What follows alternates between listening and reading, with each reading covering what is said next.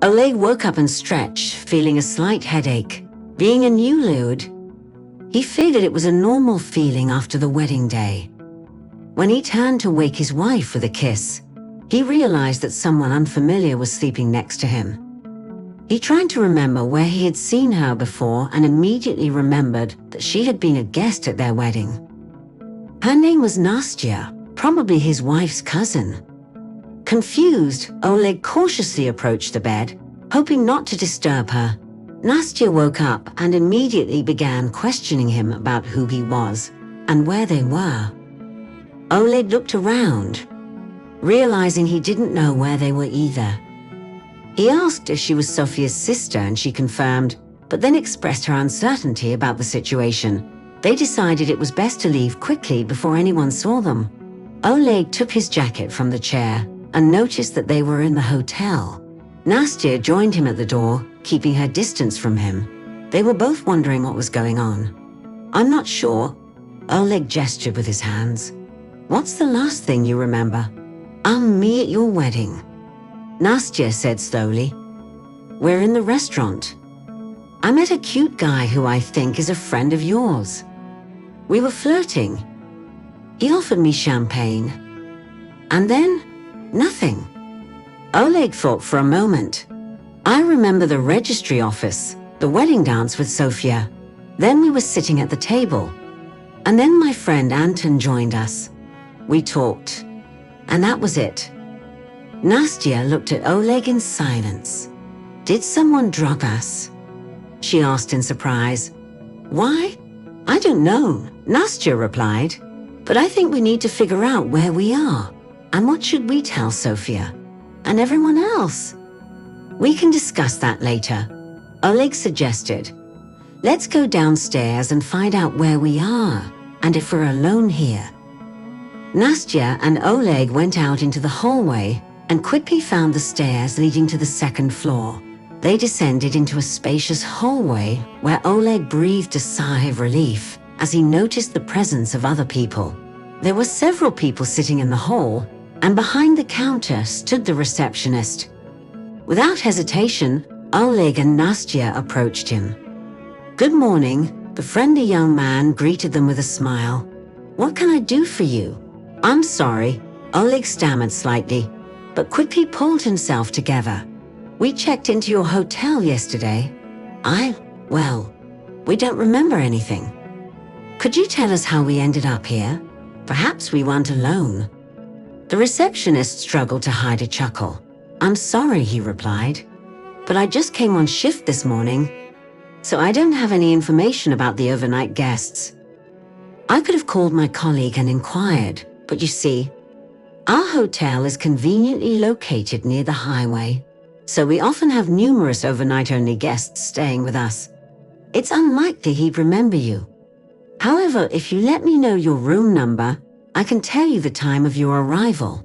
"Let's get started," Oleg agreed, turning to Nastya. "Do you have your purse with your documents?" he inquired. Nastya looked at him confusedly and shook her head, making it clear that she didn't have anything with her. Oleg checked the pockets of his jacket, found $300, but no phone or documents. "Check, please. Who and how paid for our accommodation?" he asked the clerk on duty. The clerk confirmed that Oleg had booked and paid for the room the night before with his card. As they pondered the situation, Nastya suggested, "Maybe someone took your passport and card after you were drugged." Oleg wondered, but for what purpose? Then he asked the conductor when they arrived, to which she replied that it was around noon. Oleg asked why they were allowed to check in without showing their documents, and the clerk admitted that sometimes they did so, especially if the guests looked drunk. Nastya asked if the hotel had security cameras, but the clerk replied that they didn't, since it wasn't a high-end establishment. Oleg sighed and asked how far they were from the city. The employee clarified that they were 50 kilometers from the city, which surprised Oleg and Nastya a lot. "Well, thank God, at least the city belongs to us," Oleg sighed with relief. "How do we get there?" he asked. "We could take a cab," the guy suggested. I can call one. Is there a cheaper option? Inquired Oleg. We don't have much money. We can take a car or a bus, the guy suggested. But we'll have to walk about 1 kilometer to the stop. And where should we go? Oleg clarified. Oleg and Nastya got on the bus. You don't remember anything? Asked Oleg to Nastya. Any new names or? Nothing, she shook her head. And you? Nothing, Oleg replied. This is very strange. I agree. Do you remember where the wedding was held? The name of the restaurant? The address? Asked Nastya. Of course, Oleg nodded. I haven't lost my memory. I just forgot what happened last night.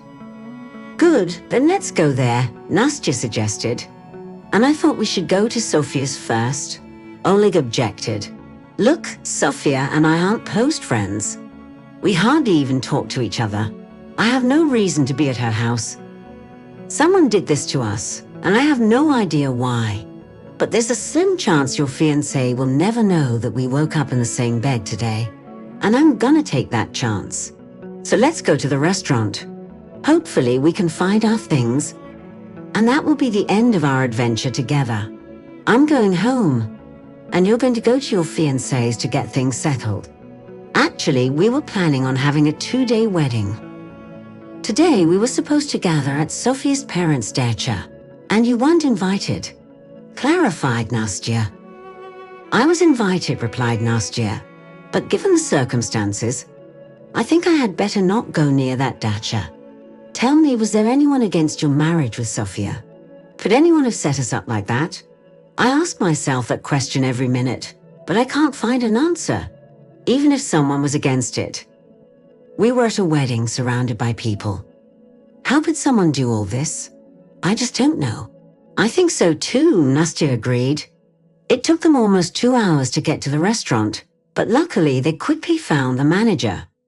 He confirmed that there had been a wedding at the restaurant the day before, but assured them that everything had gone smoothly. No one forgot anything. Nastya inquired. Yes, a few things were forgotten, replied the manager. Mostly little things like lipstick and a scarf. Also, someone forgot a wallet and ID. Anastasia breathed a sigh of relief.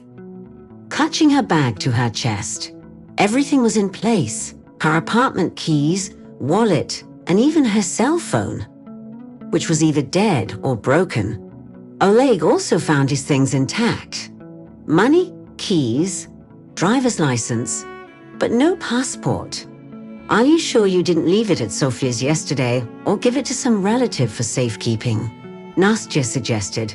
I had both passports with me, I'm sure of it. Sofia trusted me with everything, replied Oleg.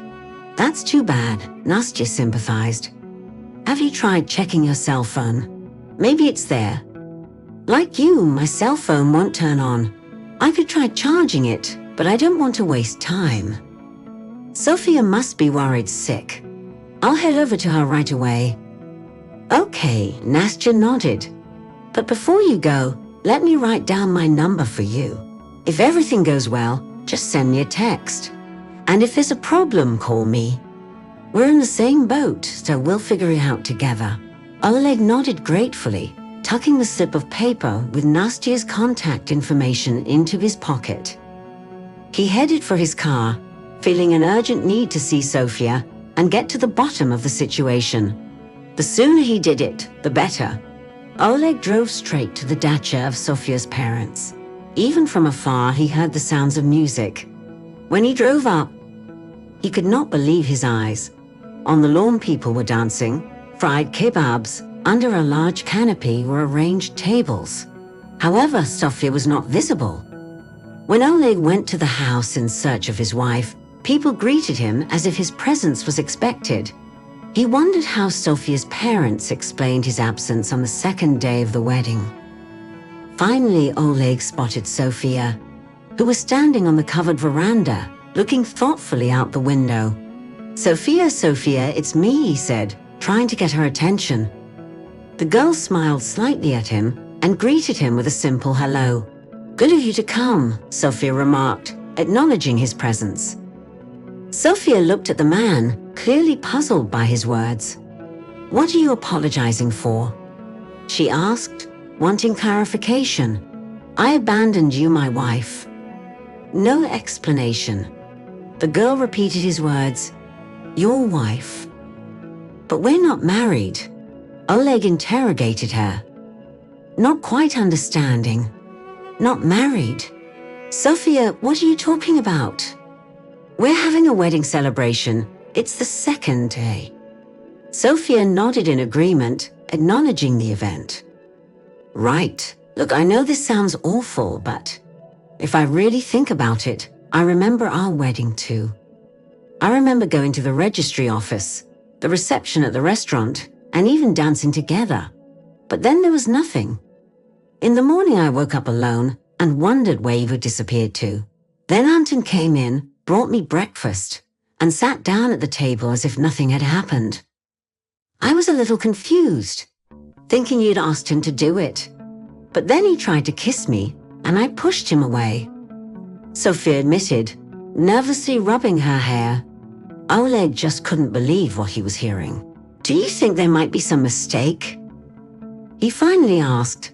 Perhaps it's just an awful prank. No, Oleg, I'm absolutely certain that I'm not confused. The girl replied, trying to convince him.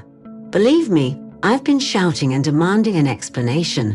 Why do you think I'm here instead of being with the guests? My mom told me I needed to calm down and be alone. They were even considering taking me to see a doctor, but then they convinced themselves that it was just my nerves and decided to wait until tomorrow. They are hoping that I'll remember everything. Are you serious? Oleg muttered. So your parents and everyone else present claim that you got married to Anton yesterday. Yes, that's right, confirmed Sophia with a heavy sigh. It sounds crazy, doesn't it? The two of us married, it's just so strange. And if you really are my husband, why didn't we wake up together? Where were you? I don't remember much either. I woke up in a country hotel. No money, no ID, no cell phone. I went to a restaurant, and luckily they had my belongings. That's how I made it here to you. I have no idea how I ended up in that hotel. Sophia, let's be rational about this. We need some sort of evidence. There must be photographs from the wedding. Did you ask to see them? No, I didn't, she admitted. I hadn't even thought about the photographs. But I do have something else. Something much more serious than just pictures. Here. The girl pulled out a passport from her pocket. Take a look. Oleg opened the document. It was Sophie's passport. He quickly flipped through the pages until he found the one where the marriage stamp would typically be. The stamp was there, except it stated that his fiancée now belonged to Anton as his wife. Sophia, this can't be true, he exclaimed in disbelief. I thought the same at first, responded the girl absent-mindedly, nodding her head. But you can see it for yourself. It must be a fake. This can't be your passport, Oleg insisted. First of all, it's not easy to forge a passport, Sophia explained. Look, you can see the corner is bent, and there's a smudge here. I spilled coffee on it. This is my passport, I'm sure of it. But what does it mean, Sophia? Oleg asked, still trying to comprehend the situation. I'm sorry, but I am now married to another man, she replied sadly. Suddenly, they were both startled by a harsh shout. What are you doing here? Oleg turned and faced Anton, his best friend and Sonya's new husband. What am I doing here? Oleg was surprised.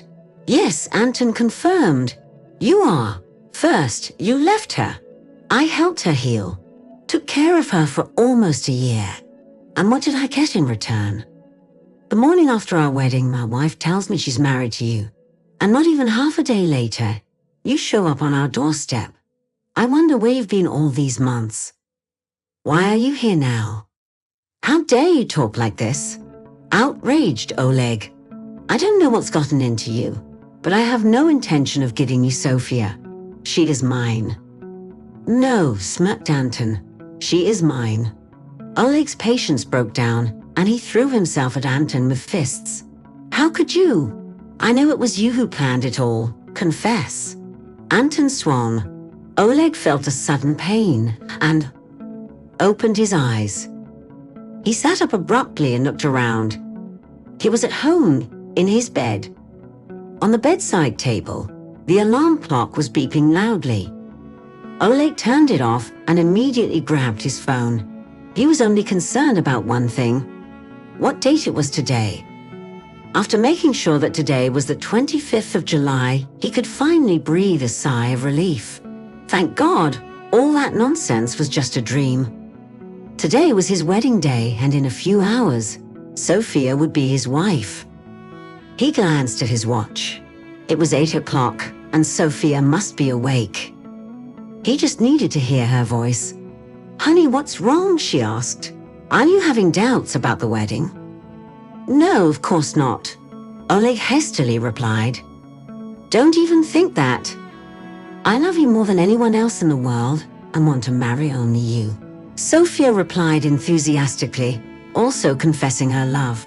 They stood outside the registry office, where Oleg was still nervous about the dream he had the night before. He spoke to Anton through clenched teeth, not wanting to let Sophia out of his sight. Even when she left to meet relatives, Oleg made sure she stayed close to him. He knew he couldn't avoid drinking at his own wedding, but he was determined to keep an eye on what he and Sophia were drinking. It might have seemed silly, but he had his reasons. Sophia pulled him by the arm, suggesting that they go to meet each other. Oleg agreed with a smile, grateful to be distracted from his paranoid thoughts.